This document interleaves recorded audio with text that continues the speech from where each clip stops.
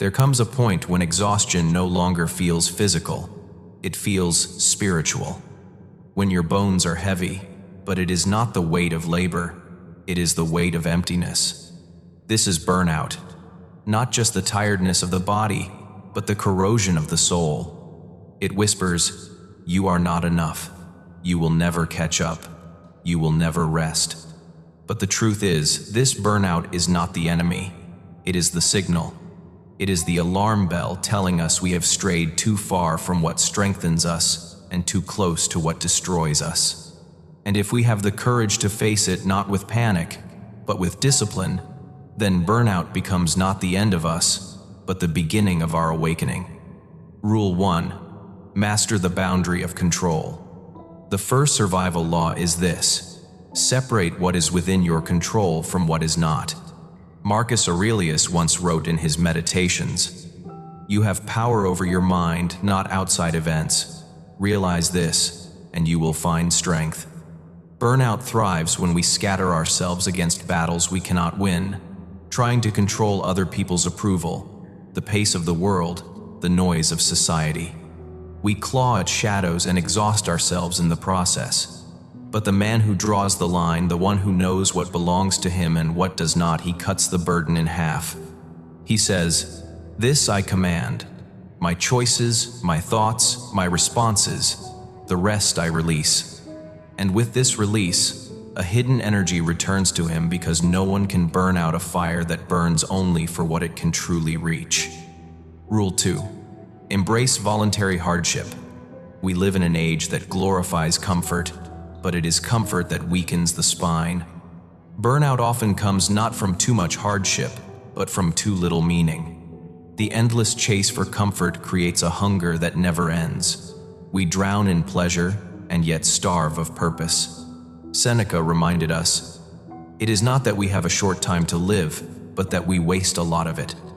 To break free, we must invert the pattern. We must learn to choose our hardships before they choose us. Wake earlier than required. Take the cold shower. Lift the weight when the body resists. Refuse the unnecessary indulgence. Why? Because chosen hardship strengthens us for unchosen hardship. A man who trains himself in voluntary trials becomes unbreakable when life delivers involuntary ones. And in that strength, burnout loses its grip, because the fire of discipline consumes what the fire of exhaustion cannot. Rule 3. Guard the fortress of the mind. Burnout begins in the mind before it reaches the body. The endless scroll, the toxic comparison, the constant noise. It is a siege against our mental fortress. And most men leave the gates wide open. Epictetus said, "If someone succeeds in provoking you, realize that your mind is complicit." The truth is brutal but clear. No enemy burns us out as much as our own thoughts allowed to run wild. To survive, we must become gatekeepers. We must filter what enters. Silence the feed. Walk in solitude. Read words that sharpen, not rot. The mind is a battlefield, and only those who guard it daily can endure the long war of life without breaking. Rule 4. Redefine success. Redefine freedom. One of the greatest causes of burnout is slavery to false success.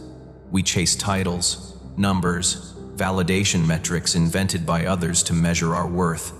We run in circles like prisoners who call their cage a palace. But here lies the survival rule. Success is not out there. It is in here.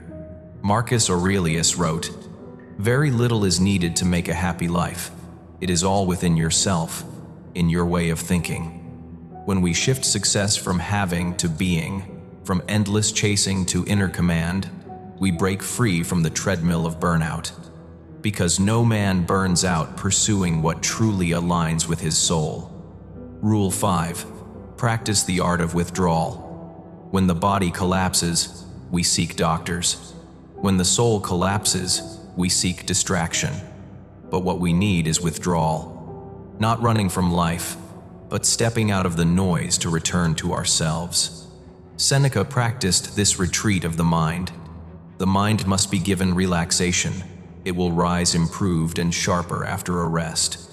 Burnout feeds on overstimulation, but silence deep. Chosen silence is the antidote. The man who learns to withdraw daily, even for moments, returns to the battle stronger than the man who never stops moving. Rule 6. Align pain with purpose. Pain without meaning destroys, but pain tied to purpose transforms.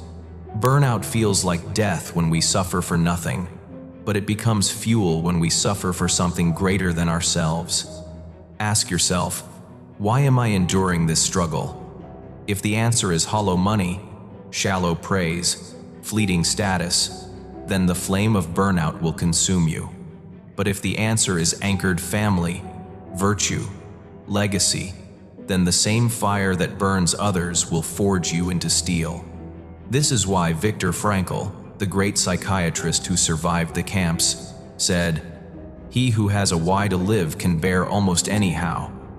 Burnout dies where purpose is born. Rule 7. Train the body, strengthen the spirit. We often treat the body as a servant, endlessly whipping it forward while ignoring its cries. But the body is not the enemy, it is the vessel. The man who neglects sleep, who poisons himself with excess, who treats his body as disposable, will always burn out. But the one who strengthens the body, who trains it, disciplines it, respects it, gives his spirit a fortress. For we cannot command the mind if the body is too broken to follow. The philosopher warrior is not one who sits only in thought. He is one who walks, lifts, runs, breathes, and commands both body and soul into alignment. Rule 8. Learn the power of saying no. Every yes carries a hidden weight. Every obligation accepted without thought is a stone added to your back. Most men collapse not from one heavy burden, but from 1,000 small ones they were too afraid to refuse. To survive, we must learn the steel of saying no. Not to what is virtuous, not to what is necessary, but to the trivial, the draining, the meaningless. Your energy is sacred. Burnout steals it when you scatter it into the hands of anyone who asks. But once you learn the discipline of refusal, you reclaim the fire. Rule 9. Accept death as teacher. It may seem strange, but nothing cures burnout faster than remembering death. When we forget that time is finite, we allow ourselves to be consumed by trivial stress. We treat every deadline as the end of the world, when the true end, the inevitable end, is much closer than we admit.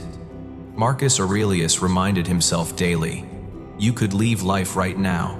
Let that determine what you do, and say, and think." The man who remembers death does not burn out chasing empty tasks, because he chooses only what matters. And in that choice, the fog of exhaustion clears into the light of clarity. Rule 10. Stand still in the fire. Finally, the last survival rule. When the storm rages, do not always run. Sometimes, you must stand still.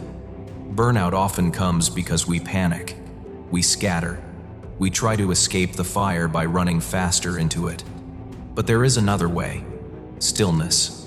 To stand in the fire, unmoved. To breathe when the chaos roars. To say, "This too is part of the path. I will not break." This is not passivity, it is power. The power of the unshaken man, who can endure without collapsing, who can face the weight of the world and remain upright. As Epictetus taught, it's not what happens to you, but how you react to it that matters. Stand still, and you will find that burnout cannot consume what is already unyielding. Burnout is real. It crushes men. It empties women. It leaves us shadows of who we once were. But it is not unbeatable. The laws are simple, but eternal. Guard your mind. Command your body. Release what is not yours. Train in hardship. Anchor yourself in purpose. And above all, stand still when the storm seeks to break you. We are not meant to be consumed by exhaustion. We are meant to rise from it sharper, calmer, stronger. Burnout is not the fire that destroys you. It is the fire that forges you, if only you let it.